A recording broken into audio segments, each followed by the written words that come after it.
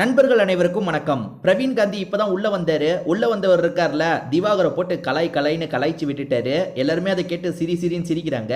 என்ன விஷயம்ன்றதை டீட்டெயிலா சொல்றேன். ஆக்சுவலா பிரவீன் காந்தி இருக்கார்ல, 3 ஹீரோயின்ஸ் இருக்கீங்க, 3 ஹீரோஸ் இருக்காங்க, வந்தோடனே கடச்சிட்டாங்க அப்படின்ற மாதிரிலாம் ஜாலியா பேசிட்டு இருக்காரு. அப்படி பேசிட்டு இருக்கும் போது இவர் என்ன பண்ணாருன்னா, திவாகரை மட்டும் சொல்லவே இல்லை, திவாகரை மட்டும் விட்டுட்டாரு. அதாவது 3 பசங்கன்னு சொல்லும் போது திவாகரை மட்டும் விட்டு விஜய் பார்வதி இருக்காங்கல்ல, என்ன இவரை விட்டுட்டீங்கன்ற மாதிரி கேட்குறாங்க. காமெடியன்ஸ் இல்லாமையா? கண்டிப்பா படம்னா காமெடியன்ஸ் இருக்கணும்ல அப்படின்ற மாதிரி கலாய்ச்சிட்டாரு. கொஞ்சம் கூட திவாகர் இதை எதிர்பார்க்கல. திவாகரை பொறுத்த வரைக்கும் ஸ்டார்டிங்ல இருந்தே எல்லாருக்கிட்டையும் ஓரளவுக்கு நல்லா தான் பேசிட்டு இருக்காரு. பிரவீன் காந்தி கிட்ட இப்போ ரொம்ப க்ளோஸ் ஆன மாதிரி பேசிட்டு இருக்காரு. பிரவீன் காந்தி கிட்ட இன்னும் நிறைய விஷயங்கள் பேசியிருக்காரு. அதெல்லாம் என்னென்ன அப்படின்றத அடுத்தடுத்த வீடியோல நான் சொல்றேன். அதாவது பிரவீன் காந்தி தான் வந்தோன்னு திவாகருக்கு ரொம்பவே செட் ஆயிட்டாரு போல. பிரவீன் காந்தியும் ஜாலியாக தான் இவர்கிட்ட பேசுறாரு. இது எல்லாம் ஜாலிக்கு சொன்னது தான், ரொம்ப சீரியஸா சொல்ல. அதனால திவாகரமே அதை கேட்டு சிரிக்க தான் செய்யறாரு.